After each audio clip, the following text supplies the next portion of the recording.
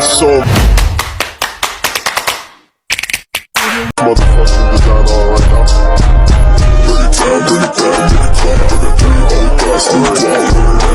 Kegiatan belajar pada hari ini ibadah kita menyiapkan hati dan batin kita untuk berdoa dengan syarat membawa acara dan membawa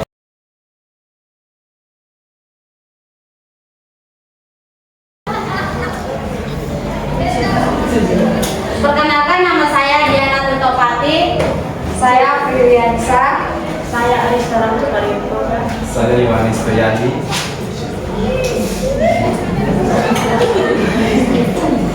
Yang pertama, pengertian problem based learning.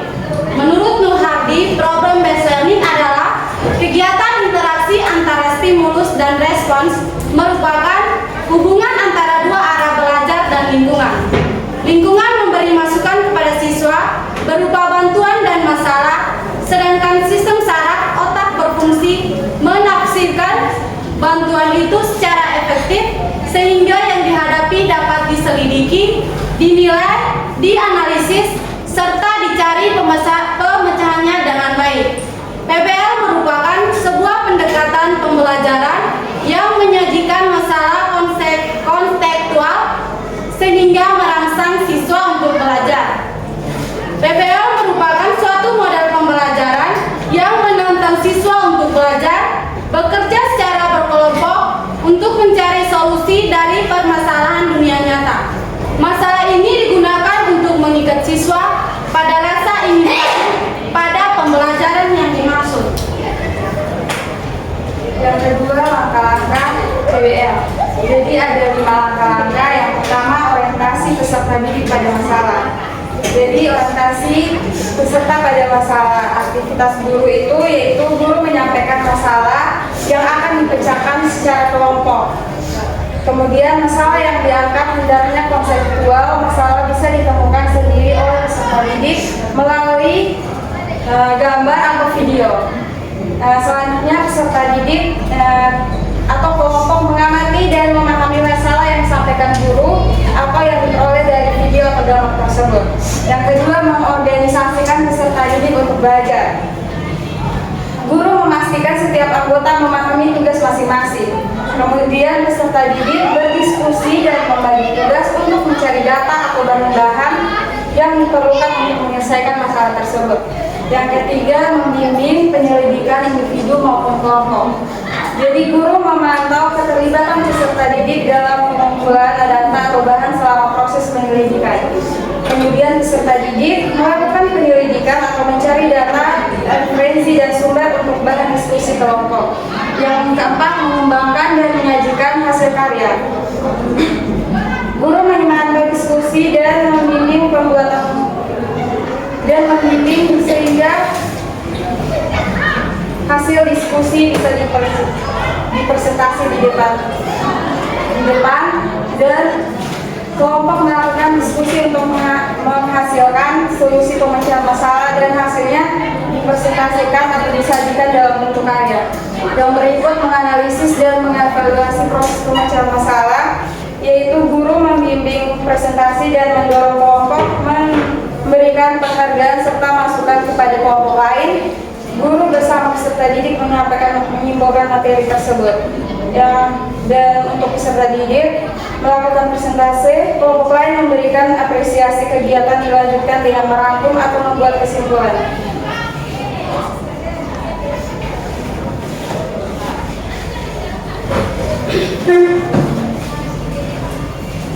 Yang berikutnya, kelebihan model PBL. Yang pertama, pembelajaran berpusat pada peserta didik. Yang kedua, mengembangkan pengendalian diri peserta didik. Yang ketiga, memungkinkan peserta didik mempelajari peristiwa secara multidimensi dan mendalam. Yang berikut, mengembangkan keterampilan pemecahan masalah. Yang berikut, mendorong peserta didik mempelajari materi dan konsep baru ketika memecahkan masalah. Yang berikut, mengembangkan kemampuan sosial dan keterampilan berkomunikasi yang memungkinkan mereka belajar dan bekerja dalam tim. Yang berikutnya, mengembangkan keterampilan berpikir ilmiah tingkat tinggi atau kritis. Yang berikut, mengintegrasikan teori dan praktik yang memungkinkan peserta didik menggabungkan pengetahuan lama dan pengetahuan baru. Yang berikut motivasi pembelajaran. Yang berikut peserta didik memperoleh keterampilan mengelola waktu. Yang berikut pembelajaran membantu cara peserta didik untuk belajar sepanjang hayat.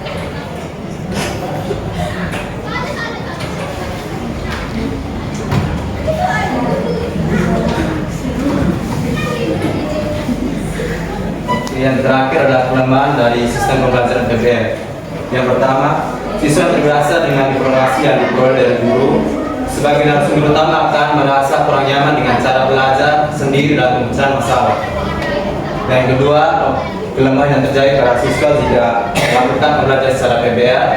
Jika siswa tidak mempunyai rasa kepercayaan bahwa masalah yang dipelajari sulit untuk dipecahkan, maka mereka akan merasa enggan untuk mencoba masalah yang bisa terjadi untuk melakukan pemecahan agar dipelajari.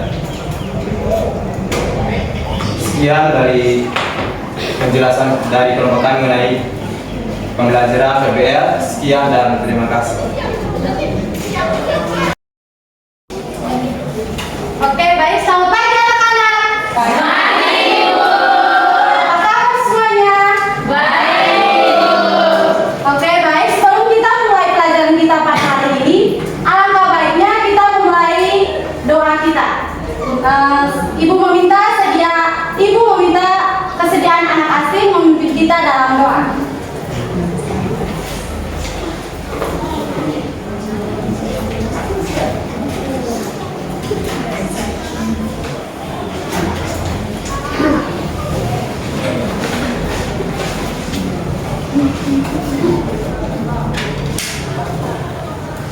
Teman-teman dari Ibu Guru, tolong kita pelajaran kita pada kesempatan membaca yang baik.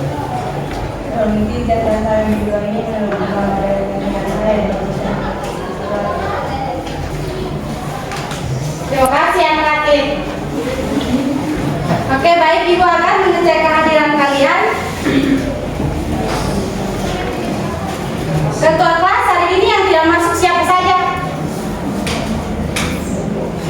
2 orang tidak hadir, Ibu. Satunya sakit, satunya Oke, baik.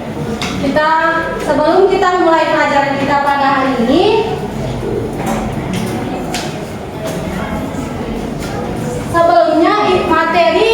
sebelumnya Ibu sudah pernah sampaikan materi yang akan kita pelajari pada hari ini. Apakah ada anak yang masih ingat materi kita pada hari ini? Silakan. materinya adalah sistem pencernaan pada manusia ini. Oke, baik. Materi kita adalah sistem pencernaan pada manusia. Nah, Ibu mau tanya, dari anak-anak, sistem pencernaan pada manusia itu seperti apa? Apakah ada anak-anak yang tahu apa itu sistem pencernaan pada manusia? Belum tahu. Oke, Ibu akan jelaskan sedikit. Nah, sistem pencernaan pada manusia itu serangkaian jaringan organ yang memiliki fungsi untuk mengelola makanan atau mencerna makanan, atau proses yang dilakukan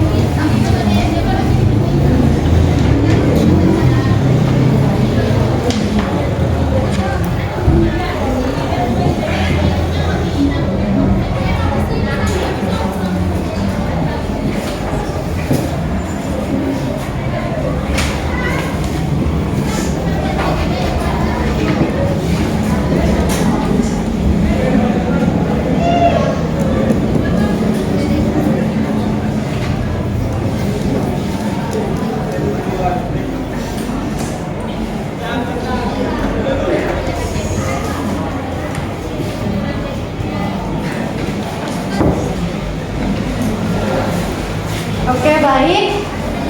Ibu meminta salah satu anak membaca tujuan pembelajaran kita yang akan kita capai pada hari ini. Anak Rizka, silakan. Tujuan pembelajaran: 1. Mampu menjelaskan sistem pencernaan pada manusia. 2. Mampu mengidentifikasi fungsi tiap organ pencernaan. Terima kasih. Sama-sama. Oke, seperti yang kita lihat, sistem pencernaan itu, tujuan pembelajaran yang pertama itu mampu menjelaskan sistem pencernaan pada manusia. Seperti Ibu katakan tadi, sistem pencernaan pada manusia itu adalah jaringan serangkaian sistem organ, sistem organ. Baik, Ibu ulangi.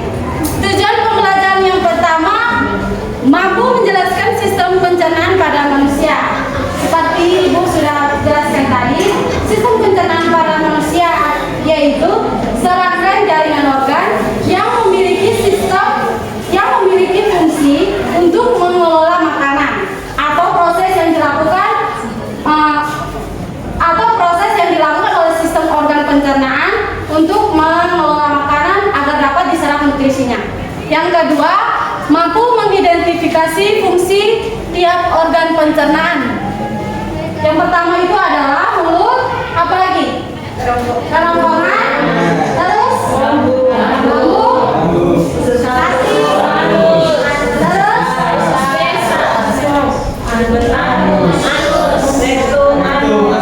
oke, baik. Ternyata anak-anak masih ingat ya fungsi tiap organ pencernaan pada manusia. Baik, selamat pagi anak-anak. Selesai mendengarkan materi tentang sistem pencernaan pada manusia. Jadi pada sistem pencernaan manusia kita hari ini mengikuti pembahasan. Itu ada dua. Yang pertama adalah pengertian sistem pencernaan pada manusia, dan yang kedua adalah alat pencernaan pada manusia. Untuk sebelum lanjut, apakah ada yang dari anak tahu apa pengertian dari sistem pencernaan pada manusia?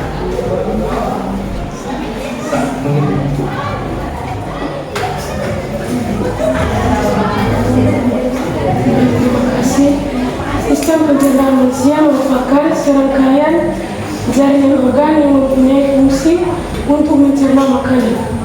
Baik, terima kasih. Dari sini Pak akan memperjelas. Jadi sistem pencernaan pada manusia adalah serangkaian di mana terdapat jaringan organ yang memiliki fungsi sebagai proses pencernaan makanan. Dalam proses pencernaan makanan terdapat dua mekanisme, yaitu pertama secara mekanik maupun kimia. Dan berikutnya, sebelum melanjutkan pada ini adalah sistem pencernaan. Jadi sudah dijelaskan tadi bahwa sistem pencernaan manusia merupakan serangkaian jaringan organ yang memiliki fungsi dalam mencerna makanan, yang dibuat secara mekanik dan secara kimia. Dan berikutnya adalah alat dalam pencernaan sistem manusia. Mungkin ada yang tahu alat-alat dalam sistem pencernaan manusia? Anak-anak?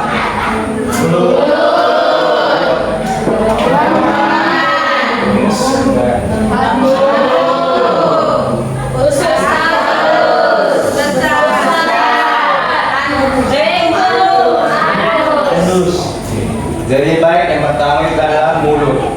Setelah mulut, kerongkongan. Setelah dari kerongkongan, lambung, kemudian ada hati, pankreas dan kulit sebagai organ pelengkap dalam sistem pencernaan. Kemudian yang berikut adalah usus halus, kemudian ada usus besar, dan yang terakhir itu adalah rectum atau anus. Jadi langsung saja pada bagian pertama, yaitu adalah mulut. Di mana mulut ini terjadi pencernaan, di mana mekanismenya itu secara mekanik. Di mana dalam mulut ini makanan yang sudah dimasukkan dalam mulut akan dikunyah dari makanan yang berukuran besar, akan dikunyah menjadi partikel-partikel kecil, yaitu menggunakan gigi sebagai pengunyah dan juga lidah sebagai untuk mengatur makanan tersebut untuk dikunyah. Dan kemudian nanti terjadi pada proses kimiawi terjadi pada usus halus. Dan yang berikutnya adalah kerongkongan. Di mana kerongkongan ini berfungsi mengantarkan bahan makanan dari faring ke lambung dengan gerakan peristaltik esophagus. Dan terdapat di sini anak bisa melihat di mana faring kemudian menuju ke kerongkongan. Di sini terjadi relaksasi dan kontraksi. Di mana relaksasi ini tersebut adalah pemanjangan otot. Ini bisa dilihat di sini anak-anak mengalami pemanjangan otot. Kemudian ada kontraksi atau penyempitan. Setelah melalui proses relaksasi dan kontraksi, makanan tersebut akan diantarkan pada lambung. Dan sini bisa dilihat pada yang berikutnya pada lambung. Saya minta seseorang mungkin bisa membacakan mengenai lambung.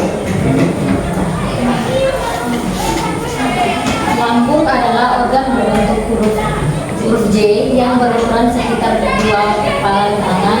Lambung terletak di antara esofagus dan usus halus pada perut bagian atas. Lambung memiliki 3 fungsi utama dalam sistem pencernaan manusia, yaitu menyimpan makanan dan cairan yang berjalan, mencampur makanan dan cairan pencernaan yang diproduksinya, serta perlahan-lahan mengosongkan isinya ke dalam usus kecil.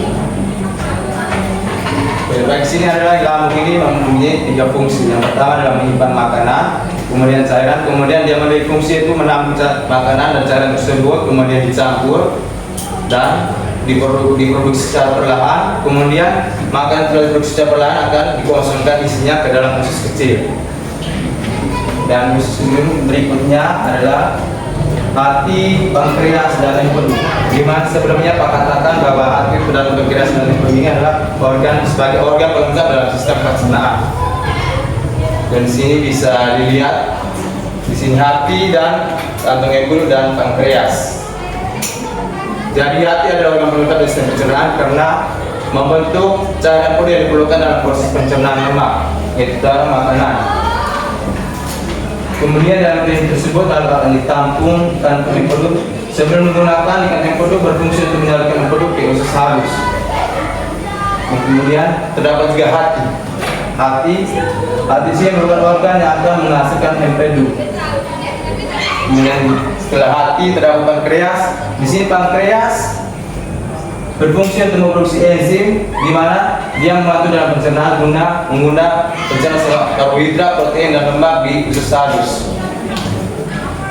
Selain itu juga pankreas juga menghasilkan senyawa bicarbonat yang akan mengantarkan makanan dari lambung yang sifatnya asam sehingga tidak melukai dinding usus halus.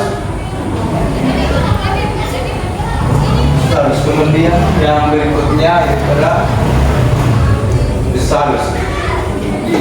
Sebelum itu Pak kembalikan ke slide sebelumnya.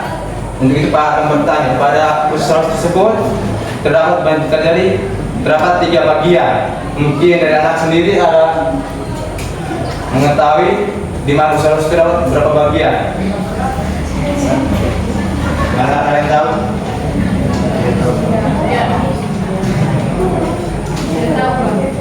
Tidak tahu. Jadi pada usus halus itu terdapat 3 bagian. Yang pertama adalah usus 12 jari, kemudian terdapat usus kosong, kemudian adalah usus penyerapan. Jadi tumbuh pada slide berikutnya, di mana usus 12 jari adalah duodenum, kemudian di sini usus kosong atau jejunum, kemudian yang di bawahnya adalah usus penyerapan atau ileum. Jadi pada usus tersebut terjadi mekanisme pencernaan secara kimiawi, di mana dalam sistem pencernaan ini dibantu dalam 3 enzim, yaitu pertama ada enzim amilase, lipase, dan kemudian tripsin. Kemudian untuk memperjelas dulu, mungkin dari anak bisa salah satu membaca dari pengertian dari usus halus. Usus halus adalah saluran kecil selebar 2,5 cm dengan panjang sekitar 10 meter. Usus halus terdiri dari 3 bagian, yaitu duodenum atau usus 12 jari, jejunum atau usus kosong, dan ileum atau usus penyerapan. Duodenum atau usus 12 jari berfungsi sebagai tempat pencernaan makanan secara kimiawi. Caranya, makanan dari lambung yang masuk ke duodenum akan dinetralkan dulu oleh senyawa bikarbonat dari pankreas.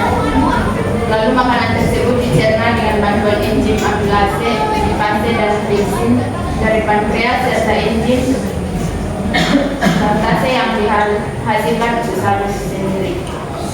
Jadi baik. Jadi usus halus ini merupakan organ yang memiliki panjang organ sendiri terbesar dalam organ dalam tubuh, yaitu dia memiliki saluran kecil selebar 2,5 cm dengan panjang yang begitu panjang berarti 10 meter. Jadi bisa dibayangkan betapa panjangnya dari usus halus tersebut.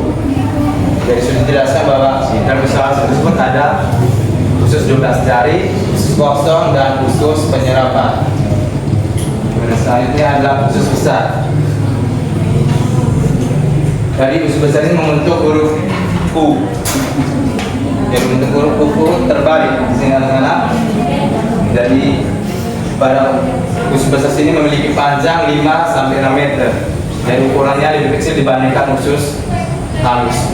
Jadi terdapat kolom dalam tempat cairan dan garam terhadap usus halus yang akan diserap dan memanjang dari siktum ke rektum. Usus besar sendiri memiliki fungsi utama, yaitu membuang air dan mineral elektrolit dan ampas makanan yang tidak tercerna, lalu membentuk limbah padat yang dapat dikeluarkan. Kemudian bakteri yang terdapat dalam usus halus tersebut membantu memecah bahan makanan tidak tercerna tersebut. Jadi bisa dilihat di sini usus besarnya membentuk huruf terbalik. Dan yang berikutnya yaitu adalah rektum dan anus.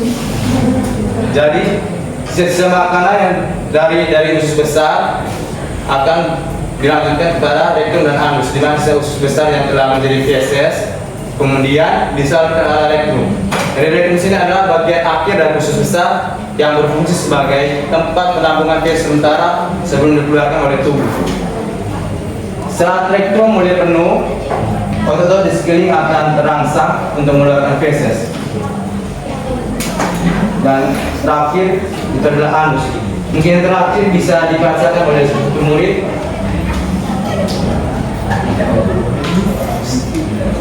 Rektum dan anus.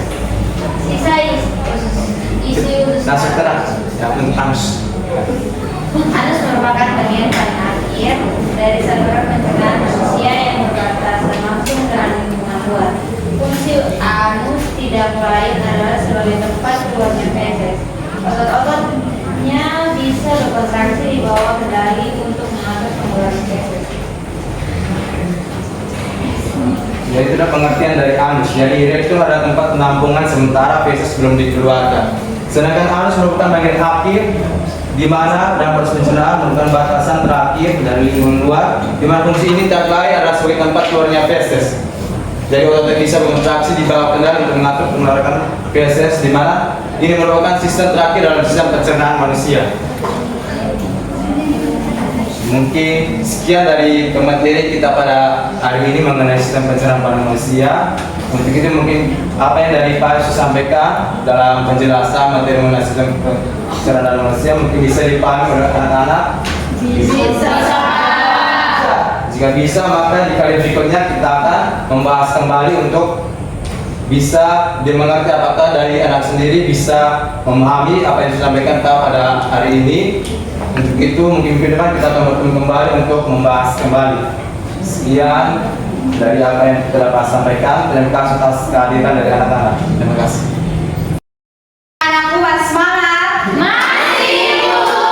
Yang luar biasa sekali, tepuk tangan untuk kita semua.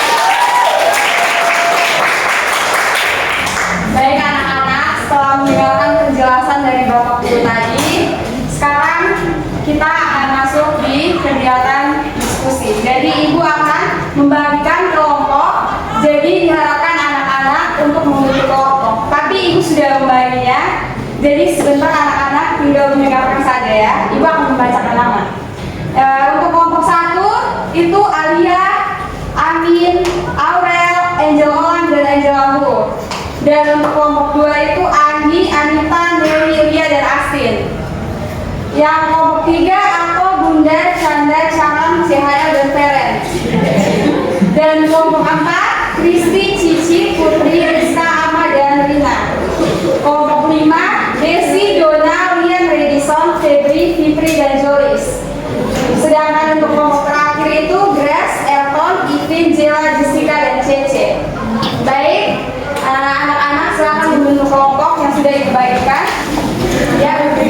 Tentu. Thank you. Harap tenang ya anak-anak.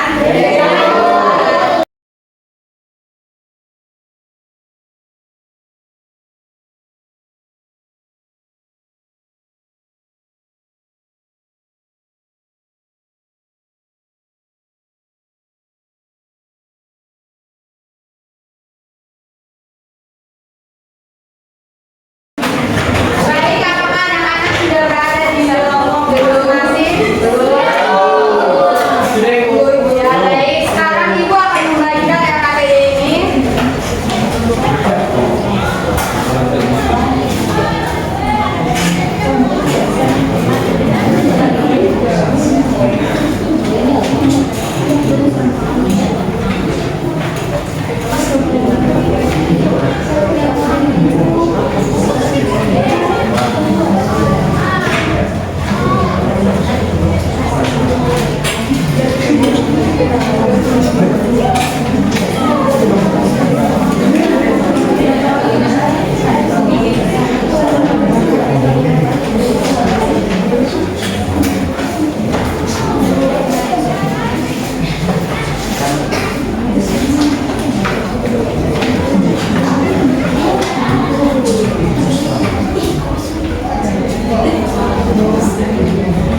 Baik anak-anak, Ibu telah membagikan RKPD-nya. Sekarang Ibu akan menjelaskan tentang sistematika untuk kalian kerjakan. Nah, Ibu minta supaya anak-anak perhatikan saat Ibu menjelaskan ya. Jadi untuk pertama itu, Ibu sebentar Ibu akan memaparkan sebuah video. Jadi Ibu minta anak-anak untuk mencermati video ini dengan baik ya.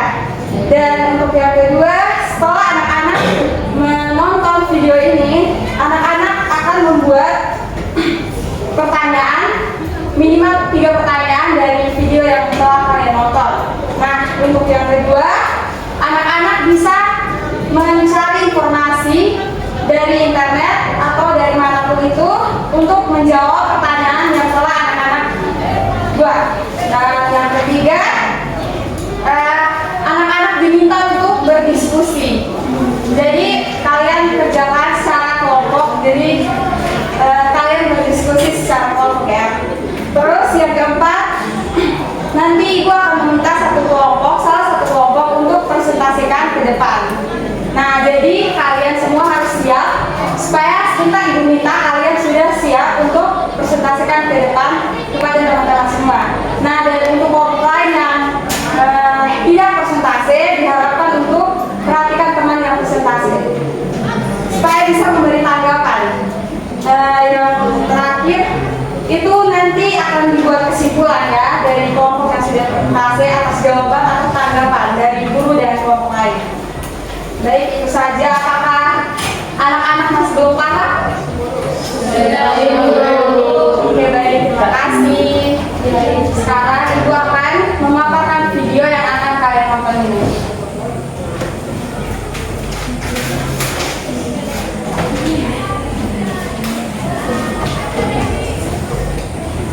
Baik, selamat menonton.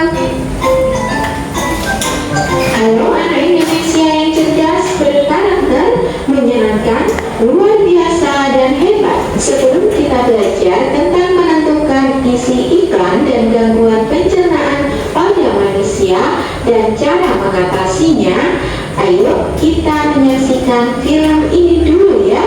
Ikuti ya anak-anak, pastinya sangat menarik.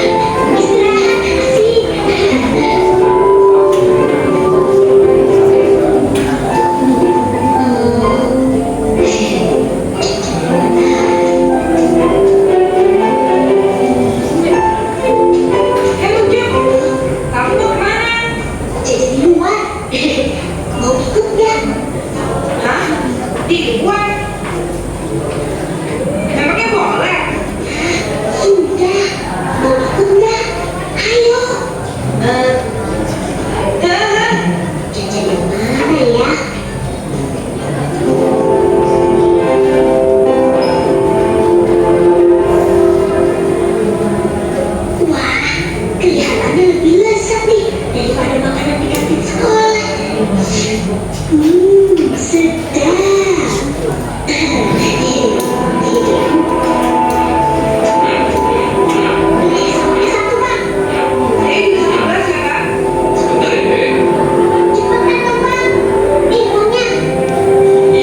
iya, Dek. Wah, esnya habis. Abang ambil dulu ya.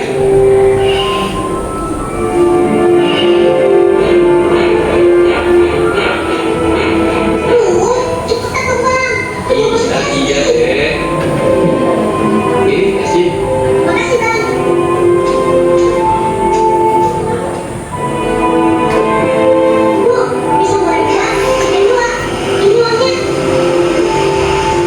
Iya, siap deh.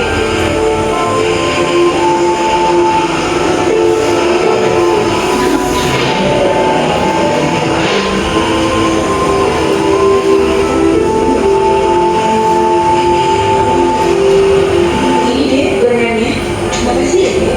Cuk, kalau main taman yuk. Aku mau makannya di lapangan aja.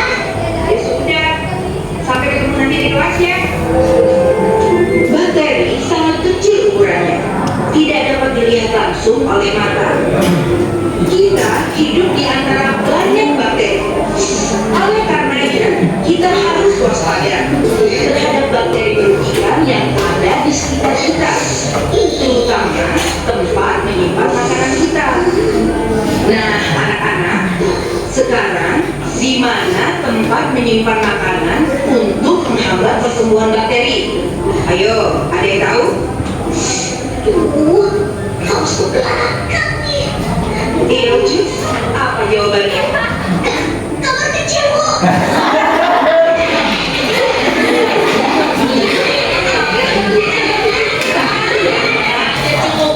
Kok kamar kecil?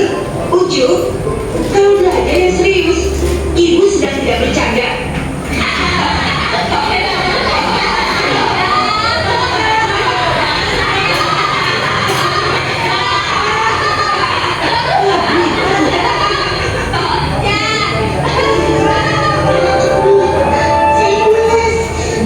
Oh, jadi kamu dari tadi mau izin ke kamar kecil? Iya, Bu. Saya izin ke belakang. Omi, kamu lah Ucu. Nggak lihat tuh. Dari sejak kecil tadi nggak kelihatan lagi orangnya. Jangan-jangan sampai sekarang masih di kamar kecil. Aku mau susulin dia kok. Yuk, kita cari dia. Biar bisa pulang sama-sama.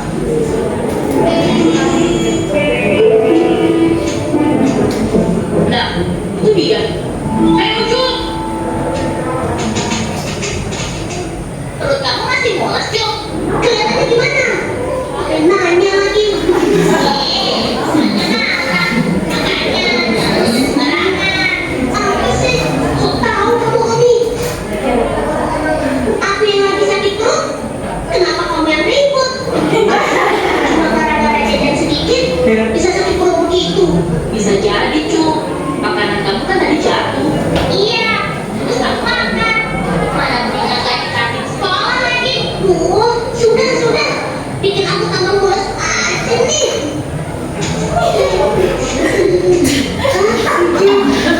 Aku sepertinya diare nih. Apa kata dia sembarangan ya? Jangan-jangan kamu tadi jajan berbujuk ya? Nah, cerita dalam potongan Baik anak-anak, Mas semangat. Pastinya Mas semangat dong, kan baru satu nonton videonya. Jadi dari video tadi anak-anak bisa paham kan? Kalau ya. Jadi setelah menonton video ini, silakan anak-anak kerjakan LKPD yang dibagikan. Kalau anak-anak tidak paham, silakan bertanya kepada ibu. Selamat bekerja.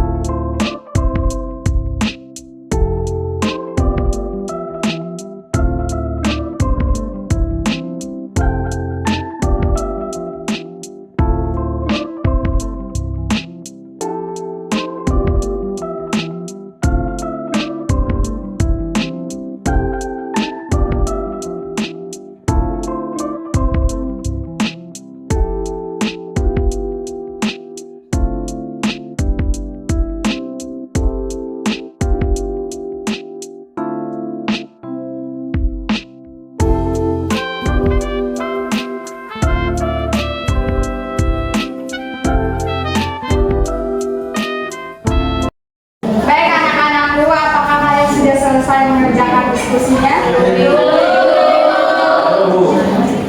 Ya, minta waktunya 5 menit lagi ya. Mempercepat semangat.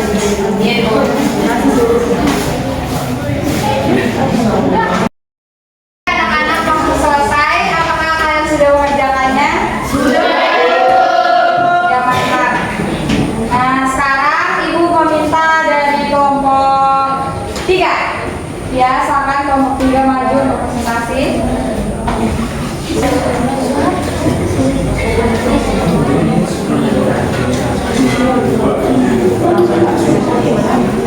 Anak-anak dari kelompok lain harap memperhatikan teman dari kelompok 3 pada saat presentasi berlangsung.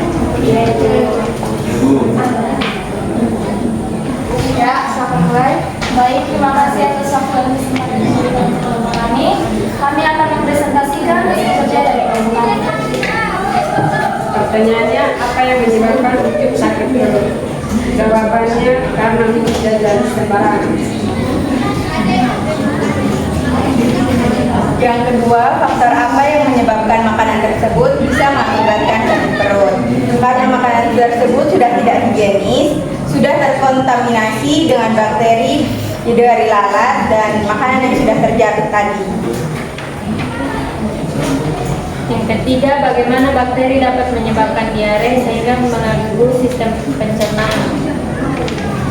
Jawabannya, bakteri dapat menyebabkan diare dengan merusak sel-sel usus atau melepas toksin yang memicu respon pencernaan yang tidak normal. Proses ini dapat menyebabkan peningkatan produksi air dan lendir mengakibatkan gejala diare. Baik, terima kasih atas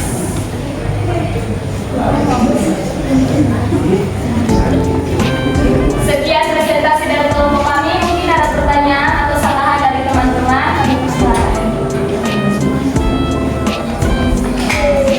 Silakan ada yang menyangga. Baik. Ya, terima kasih untuk kelompok 3. Kita beri aplaus untuk terima kasih Ibu.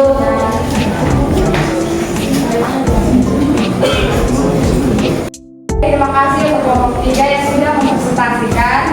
Jadi mungkin ada dari anak-anak bisa membuat kesimpulan dari video tadi. Ya, dari Alfer, silakan. Oke, baik teman-teman. Dari video yang telah didapatkan tadi, kita dapat lihat bahwa di situ anak Ucup pas jam istirahat dia jajan sembarangan. Di situ telah disediakan kantin, tapi dia keluar sekolah untuk mencari atau membeli jajan di luar, yang dimana di tempat jajan tersebut banyak lalat dan ibu itu tidak bersih dalam mengelola makanannya. Nah, itu yang menyebabkan saudara ada Ucup. Nah, itu yang menyebabkan anak Ucup sakit perut. Sekian dari saya, terima kasih. Baik, beri aplaus untuk anak.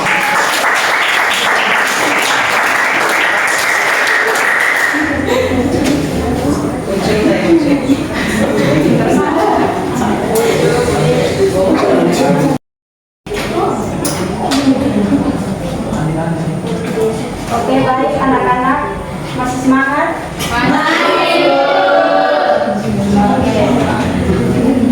Sekarang Ibu akan menyampaikan kesimpulan dari pembelajaran kita pada hari ini, yaitu sistem pencernaan pada manusia.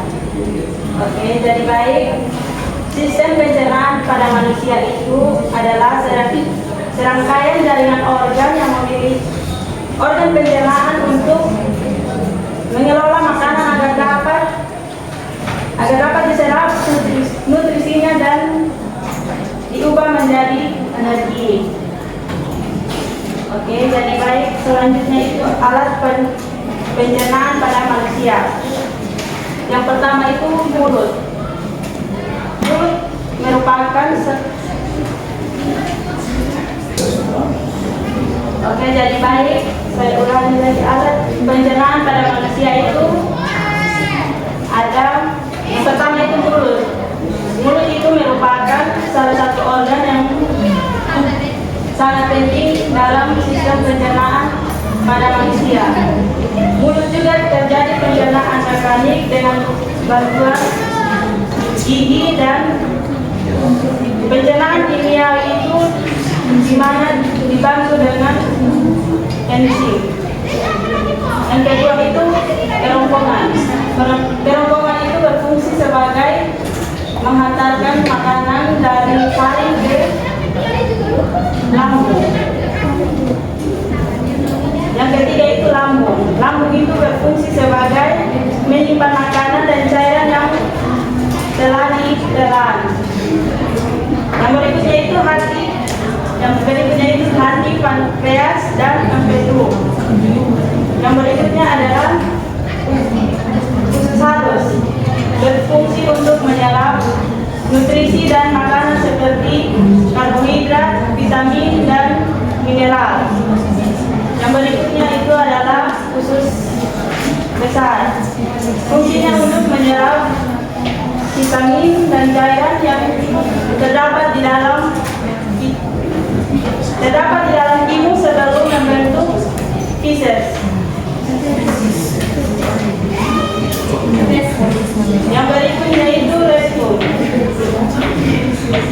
Rektum adalah bagian akhir dari usus besar yang berfungsi sebagai penampung feses sementara sebelum dikeluarkan dari tubuh. Yang berikutnya itu anus. Anus berfungsi sebagai tempat keluarnya feses. Oke anak-anak, jadi sampai sini dulu pembelajaran kita pada hari ini. Sebelum kita menutup pembelajaran ini, saya minta salah satu anak untuk memimpin kita dalam doa.